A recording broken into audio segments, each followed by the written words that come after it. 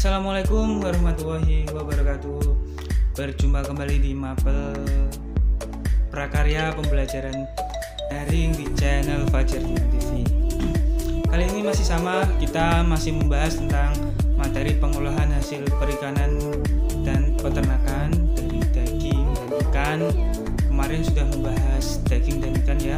Sekarang kita membahas tentang metode pengolahan. Artinya hampir mendekati pembelajaran praktek. Pertemuan selanjutnya kita praktek. Metode pengolahan ini seperti biasa, yaitu tentang metode atau cara pengolahannya.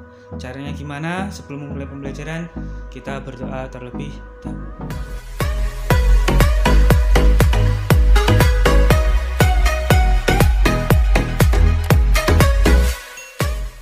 Baik, langsung saja kita mulai pembelajaran kali ini tentang metode atau cara pengolahannya. Bisa dilihat ini ada ikan-ikannya, ada yang dijemur, ada yang masuk dalam es atau beku. Itu metode pengolahan. Metodenya ada apa saja? Yang pertama ada pembekuan. Jadi lihat gambarnya, ikan yang ada esnya, udang, itu semua jenis seafood itu termasuk pembekuan. Yang kedua ada pengeringan. Bisa dilihat gambarnya yang sampingnya. Sering kalian jumpai yang mana? Jika rumahnya dekat daerah tambak, ya sering menjumpai yang pengeringan ini. Yang pertama pembekuan. Bisa dilihat contohnya, semua daging sudah sudah dipotong-potong, difilet, terus dibersihkan, dicuci, di packing, dikemas menjadi olahan pangan setengah jadi di metode pembekuan. Adapun beberapa keunggulan pengawetan yaitu aman, tidak perlu ditambah bahan pengawet yang menimbulkan efek buruk bagi kesehatan. Artinya aman. Jadi cukup dikasih es, dibekukan. Nah, tidak perlu bahan tambahan lainnya yang mengganggu kesehatan. Biasanya ditambahi yang terkenal sekarang borak, ya kan, pengawet makanan lainnya itu mengganggu kesehatan. Dapat menghemat biaya karena biaya pengawetan relatif lebih murah dan memerlukan waktu yang singkat. Lebih murah karena hanya memerlukan es saja atau freezer, tinggal bayar listrik saja.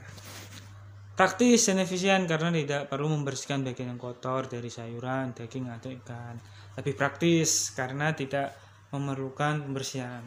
Ada juga artikel di Google dan sebagainya untuk membuat daging ini benar-benar fresh, daging sapi terutama setelah kurban itu langsung dimasukkan ke freezer, tidak perlu dibersihkan, direndam dalam air, tidak perlu. Itu akan menimbulkan justru tambah rusak dagingnya. Setelah dipotong langsung masukkan freezer saja. Itulah contoh efisien, tidak perlu membersihkan bagian yang kotor, langsung dimasukkan.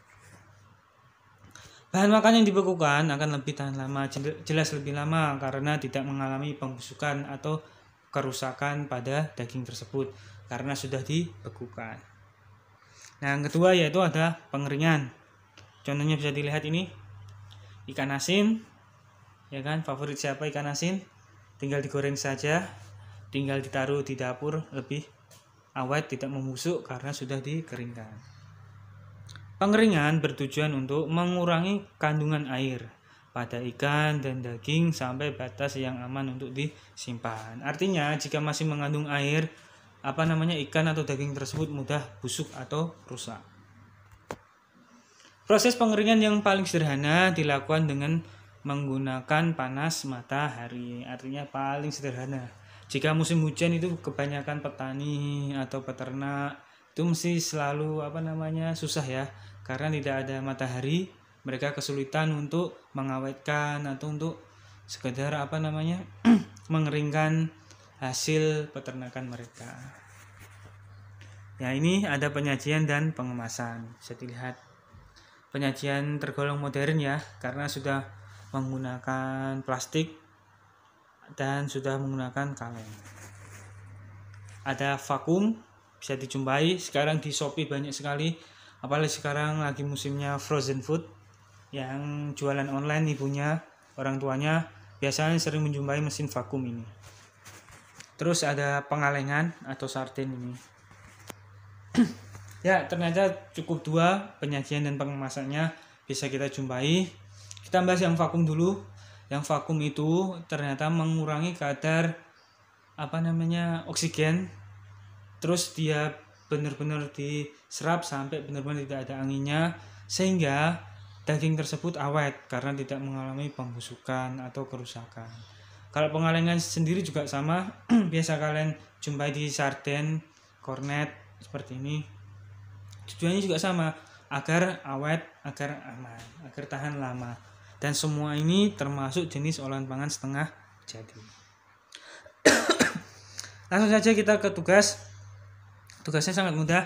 Sebutkan masing-masing 5 contoh olahan pangan setengah jadi dari bahan ikan dan daging yang ingin kalian praktekkan. Ingat, yang ingin kalian praktekkan. Contoh olahan setengah jadi.